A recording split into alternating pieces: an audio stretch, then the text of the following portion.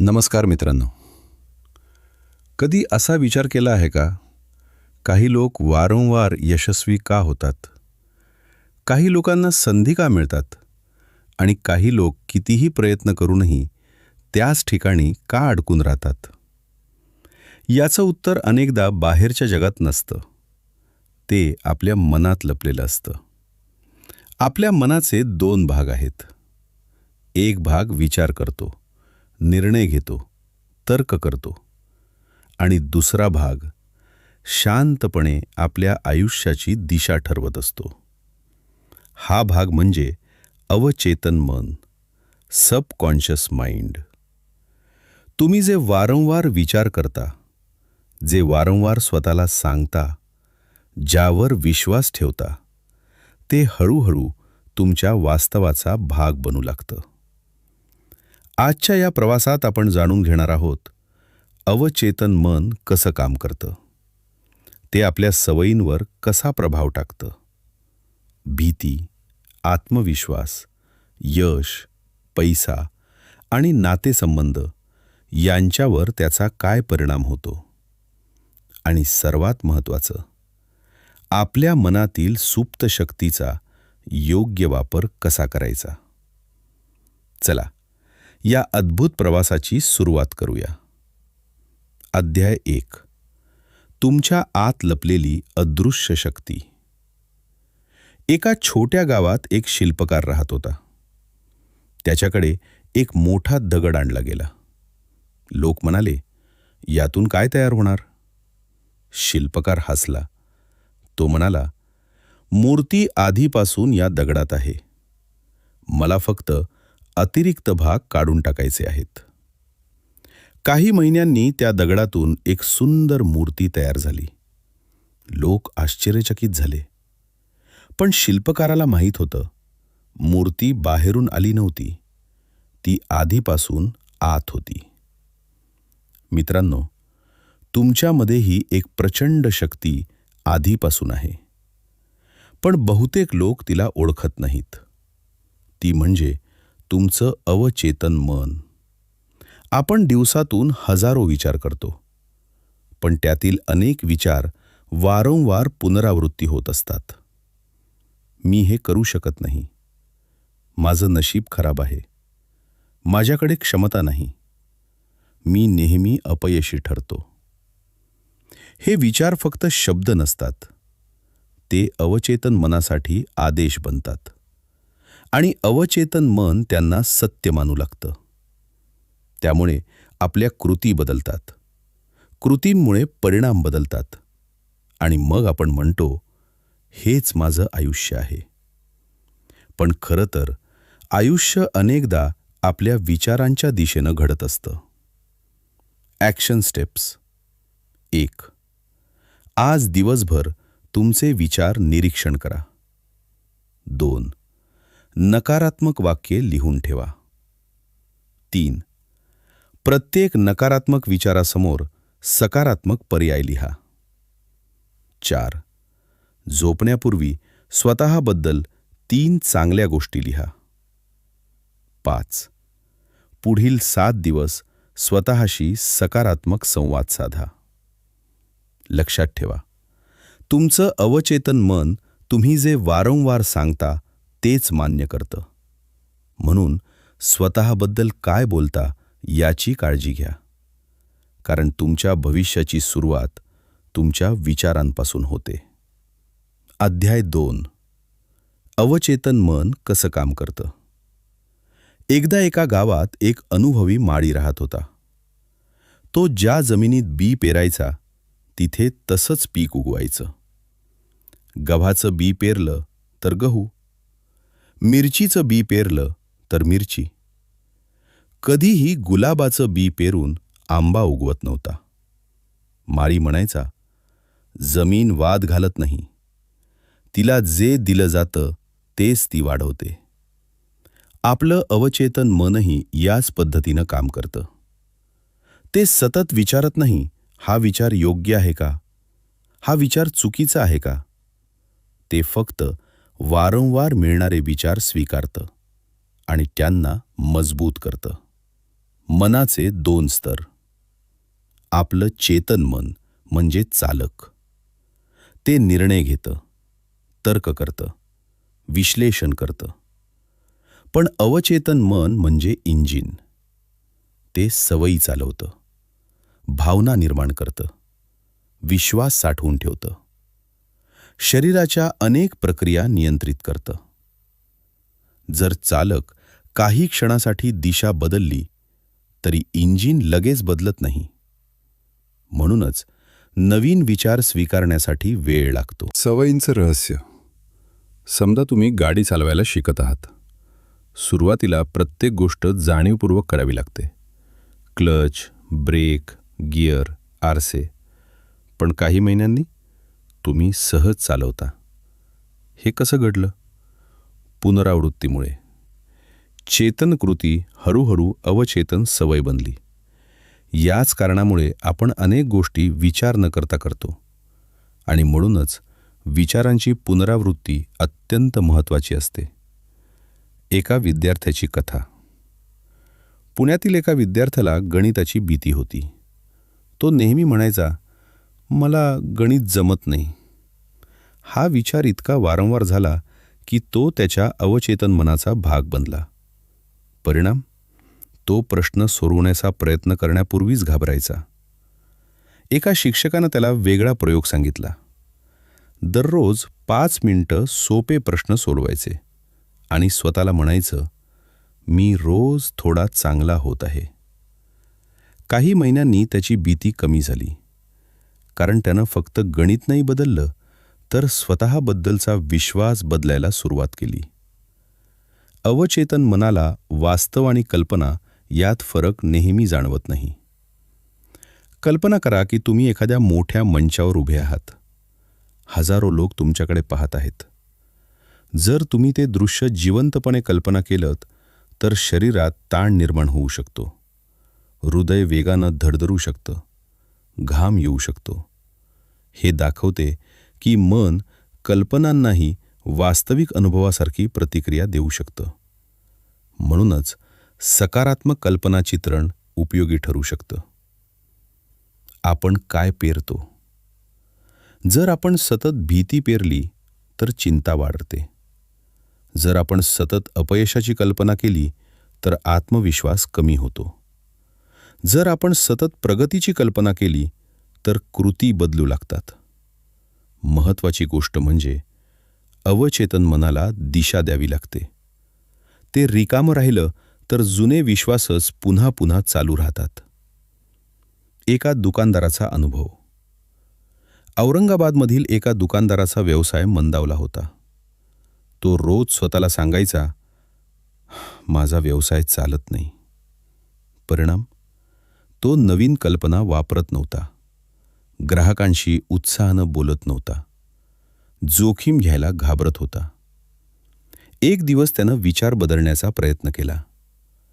मी रोज व्यवसाय सुधारण्यासाठी काहीतरी नवीन शिकत आहे. या एका वाक्यानं जादू केली नाही, पण त्याची मानसिकता बदलायला सुरुवात झाली. तो ग्राहकांकडे लक्ष देऊ लागला. दुकान सुधारू लागला. नवीन पद्धती वापरू लागला. हळूहळू परिणाम बदलले. भावना आणि अवचेतन मन. फक्त शब्द पुरेसे नसतात. भावना महत्त्वाच्या असतात. जर तुम्ही सकारात्मक वाक्य म्हणता पण आतून पूर्णपणे विरोधी भावना असतील तर बदल धीमा होतो.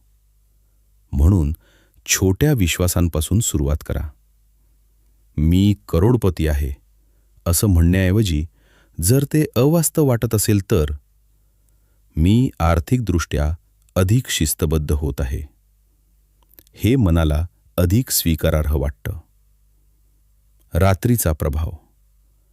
झोपण्यापूर्वीचा काळ विशेष महत्त्वाचा मानला जातो. कारण त्यावेळी मन शांत होत असतं. म्हणून झोपण्यापूर्वी भीतीदायक बातम्या टाळा. नकारात्मक वाद टाळा. स्वतःबद्दल चांगले विचार करा. उद्याची सकारात्मक कल्पना करा. ही छोटी सवय दीर्घकालात मोठा फरक निर्माण करू शकते. पुनरावृत्तीची शक्ती. एकदाच सकारात्मक विचार करणं पुरेसं नसतं. जशी एखादी वाट वारंवार चालल्यानं तयार होते, तशी मानसिक वाटही पुनरावृत्तीनं तयार होते. म्हणून रोजचे छोटे विचार महत्त्वाचे आहेत. Action steps. 1. आजपासून एक सकारात्मक वाक्य निवडा. 2. ते सकाळी आणि रात्री 10 वेळा शांतपणे म्हणा. 3. दररोज 5 मिनिटं तुमचं इच्छित भविष्य कल्पना करा. 4.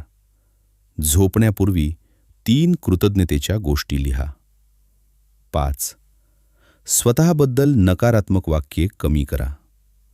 6. छोट्या प्रगतीची नोंद ठेवा.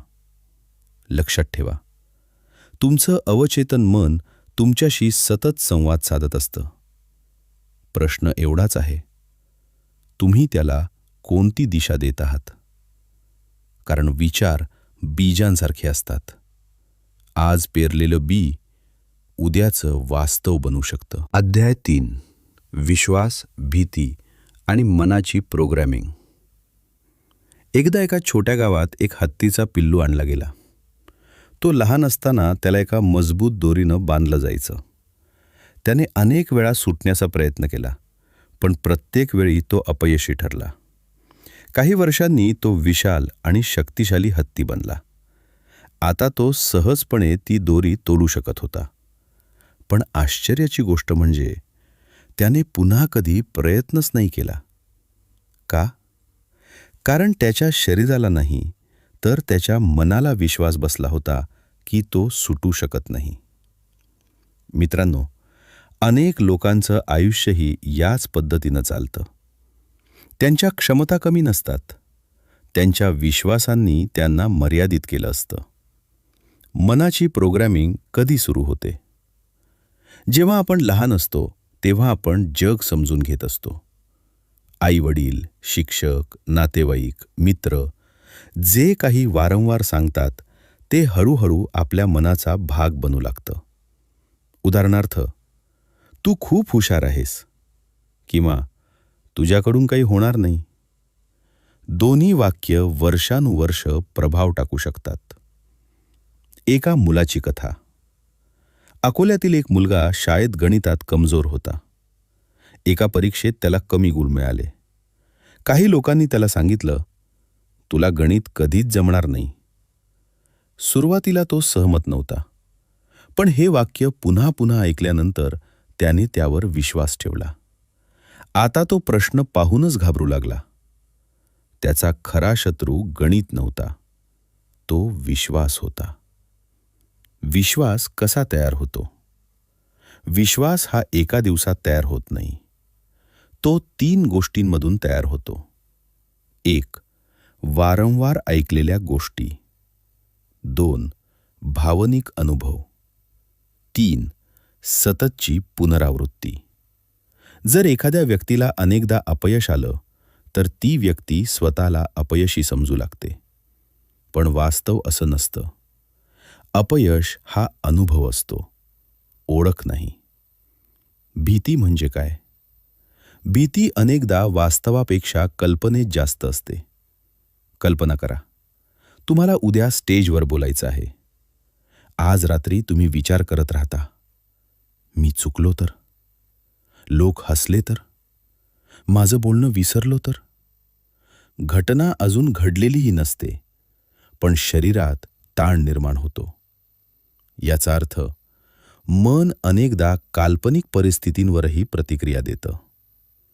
एका विक्रेत्याची गोष्ट.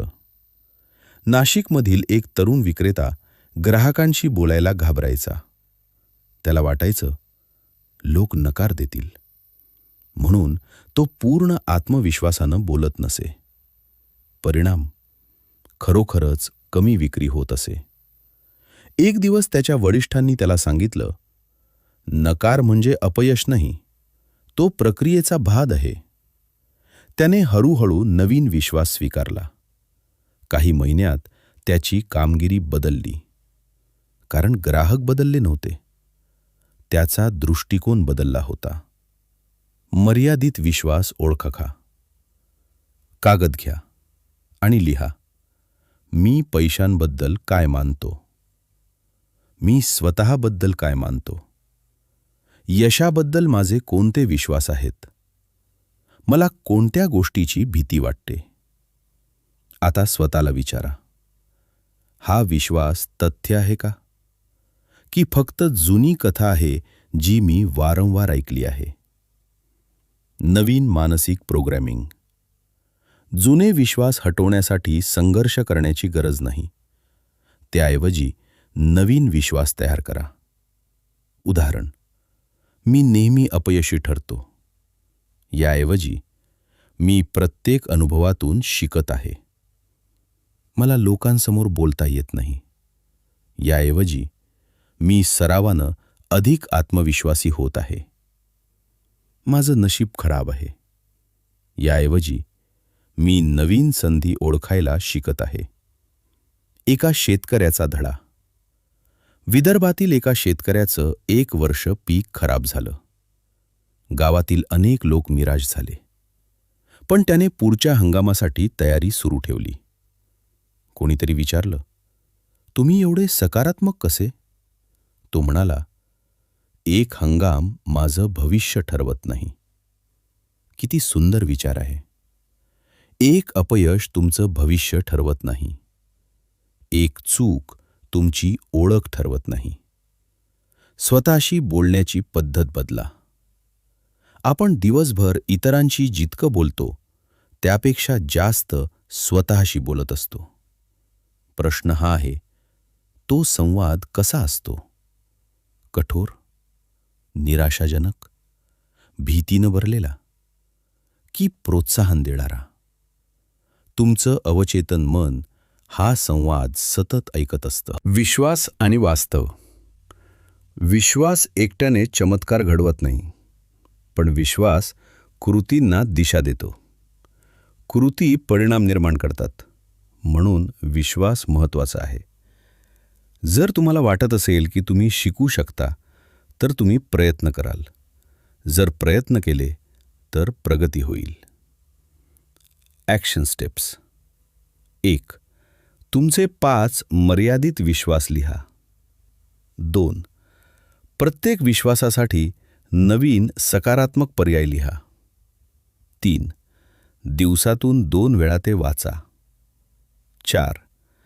भीती वाटणारी एक छोटी गोष्ट निवडा. 5. त्या दिशेने एक छोटं पाऊल उचला. 6. स्वतःशी आदराने बोलण्याचा सराव करा. 7. अपयशाला ओळख नाही, अनुभव म्हणून पहा. लक्षात ठेवा, तुमच्या आयुष्याच्या अनेक मर्यादा वास्तवात नसतात, त्या मनात असतात. आणि ज्या क्षणी तुम्ही त्या मर्यादांना प्रश्न विचारायला सुरुवात करता, त्या क्षणी तुमच्या नवीन आयुष्याची सुरुवात होते. कारण शक्तीची कमतरता नसते. अनेकदा कमतरता असते, ती फक्त विश्वासाची. अध्याय 4. कल्पना चित्रणाची शक्ती. व्हिज्युअलायझेशन. एकदा एका गावात एक धनुर्धर राहत होता. त्याचा नेम इतका अचूक होता की लोक आश्चर्यचकित व्हायचे.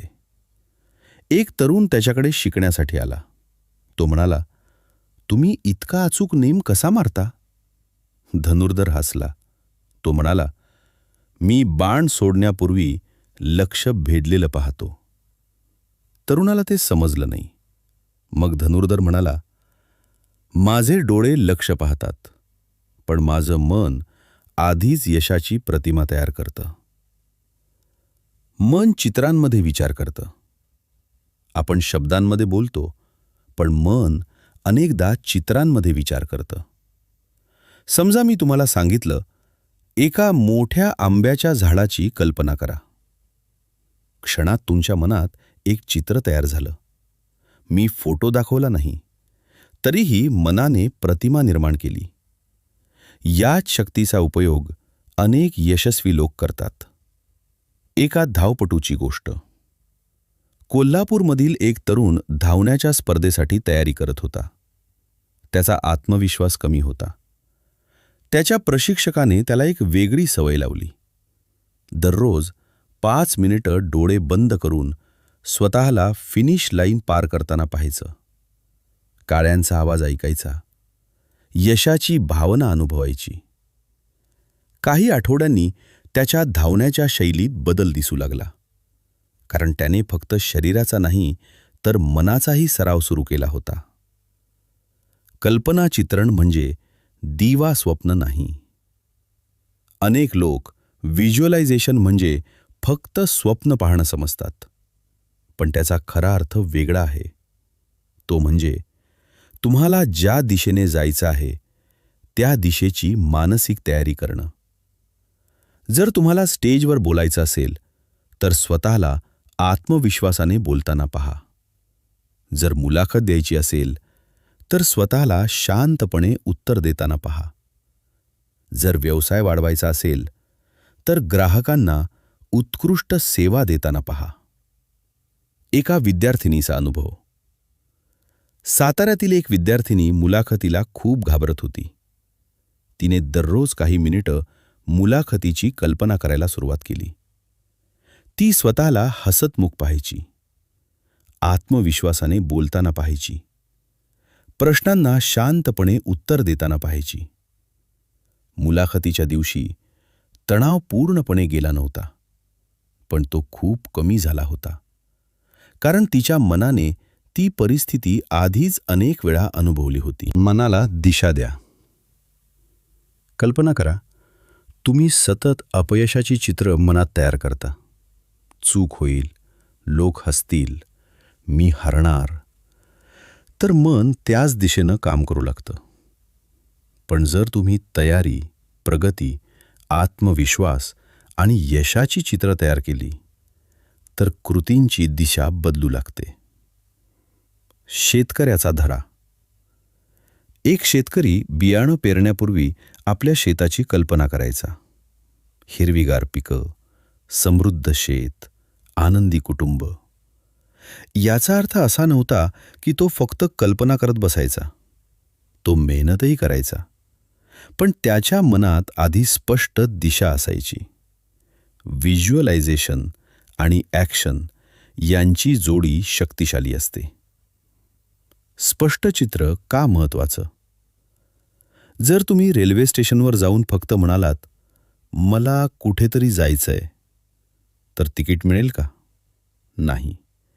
तुम्हाला ठिकाण सांगावं लागेल. मनालाही तसंच आहे. त्याला दिशा हवी असते. जितकं स्पष्ट चित्र तितकी स्पष्ट कृती. एका उद्योजकाची कथा. पुण्यातील एका तरुणानं छोटा व्यवसाय सुरू केला. सुरुवातीला ग्राहक कमी होते, पण तो दररोज काही मिनिटं आपल्या व्यवसायाचं भविष्य डोळ्यासमोर आणायचा.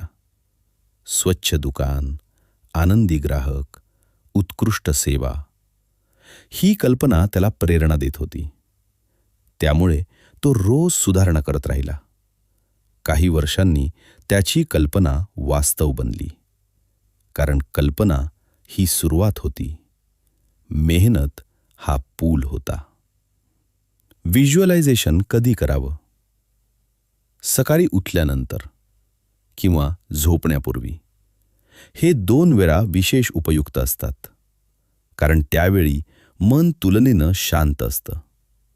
फक्त 5 मिनिटं पुरेशी आहेत. व्हिज्युअलायझेशन करताना काय पाहावं? फक्त अंतिम परिणाम नाही, प्रक्रियाही पहा. उदाहरणार्थ, फक्त यश नाही, अभ्यास करताना पहा. फक्त ट्रॉफी नाही, सराव करताना पहा. फक्त व्यवसायाचं यश नाही, ग्राहकांना मदत करताना पहा. यामुळे मन कृतींवर लक्ष केंद्रित करतं. वास्तव आणि कल्पना यांचा समतोल. व्हिज्युअलायझेशन म्हणजे वास्तवापासून पळ काढणं नाही. तो वास्तवासाठी तयारी करण्याचा मार्ग आहे. तो कृतीची जागा घेत नाही, तो कृतीला बळ देतो. Action steps. 1. एक स्पष्ट लक्ष्य निवडा.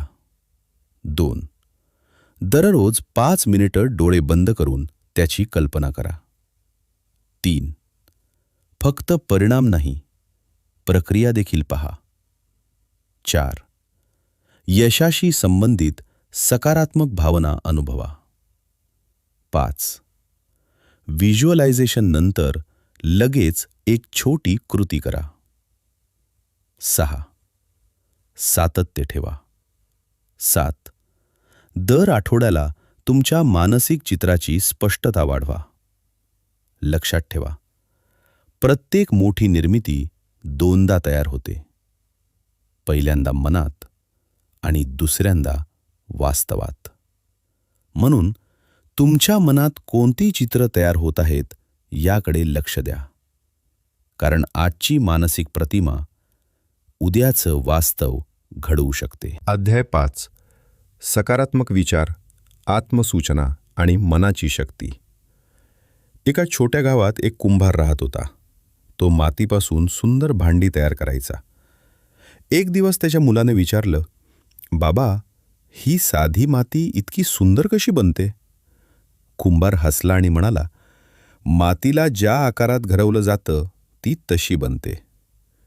मित्रांनो, आपलं अवचेतन मनही असंच असतं.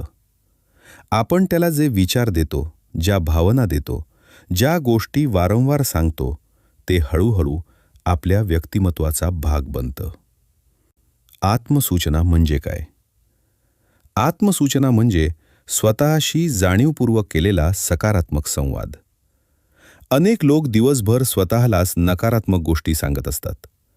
माझ्याकडून होणार नाही, मी नशीबवान नाही, मी कायम मागे पडतो. अशा वाक्यांची पुनरावृत्ती अवचेतन मन स्वीकारू लागतं.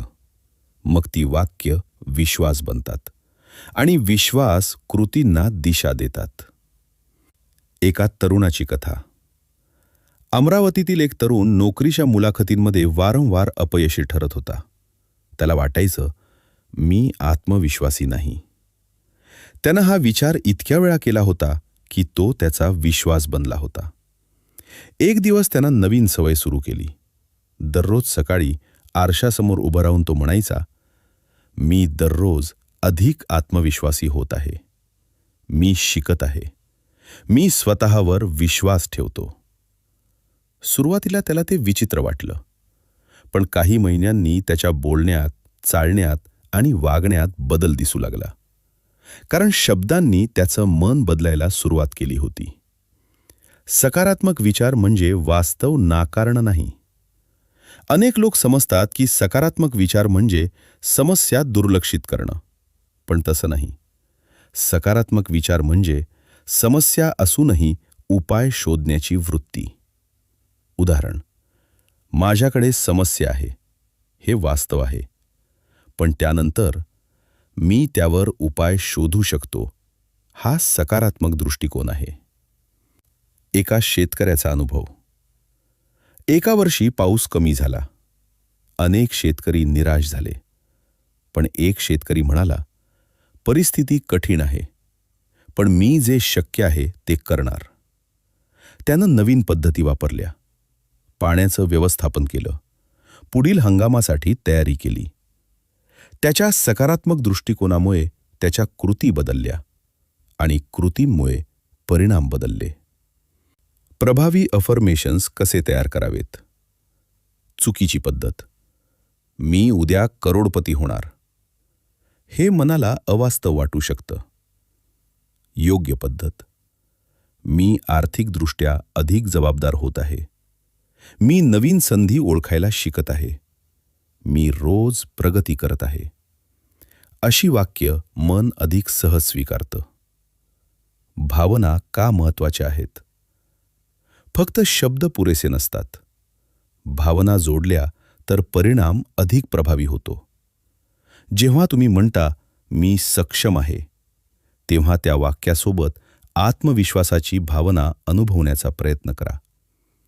मन शब्दांपेक्षा भावनांवर अधिक खोल प्रतिक्रिया देतं. सकाळ आणि रात्रीची शक्ती. सकाळी उठल्यावर आणि झोपण्यापूर्वी मन अधिक ग्रहणशील असतं. म्हणून या वेळेत सकारात्मक वाक्यांची पुनरावृत्ती करा.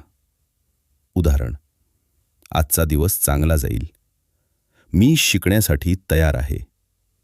मी शांत आणि आत्मविश्वासी आहे. कृतज्ञतेची शक्ती. अवचेतन मनावर परिणाम करणारी आणखी एक शक्तिशाली सवय म्हणजे कृतज्ञता.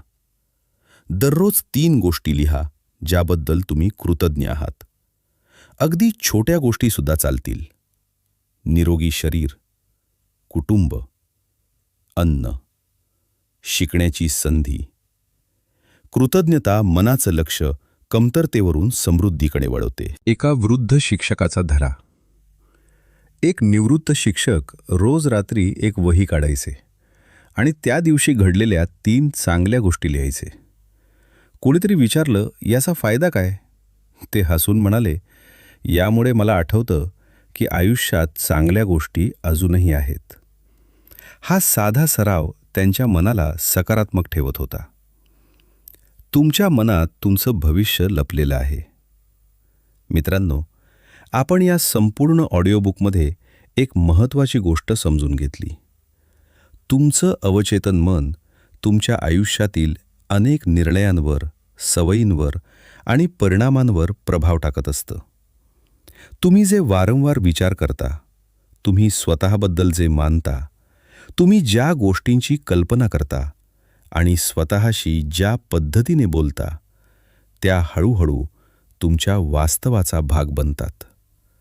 कदाचित आज तुम्ही तुमच्या आयुष्यातील प्रत्येक गोष्ट बदलू शकणार नाही, पण तुम्ही एक विचार बदलू शकता, एक विश्वास बदलू शकता, एक सवय बदलू शकता आणि अनेकदा एक छोटा बदल संपूर्ण आयुष्याची दिशा बदलू शकतो.